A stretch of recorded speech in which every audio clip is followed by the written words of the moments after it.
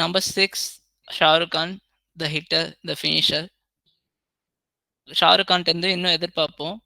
அவரோட பொட்டன்ஷியலுக்கு ஏத்த மாரி விளையாடுவான்னு சொல்லி எதிர்பார்ப்போம். ஷாருக் கானுக்கு நெறைய பொட்டன்ஷியல் இருக்கு கண்டிப்பா. நம்ம எல்லாத்துக்கும் தெரிஞ்ச மாரி.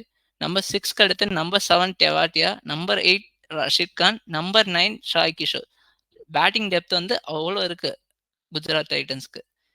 ஓகே. நீங்க நம்பர் 9 வரன்னு பார்க்குறீங்க. ஆனா நம்மளுக்கு இம்பாக்ட் பிளேயர் இருக்கறனால நம்பர் 10ல ரபாடா, நம்பர் 11ல சிராஜ், நம்பர் 12ல பிரசித் கிருஷ்ணா. ஒரு solid line. Number 12 means impact player.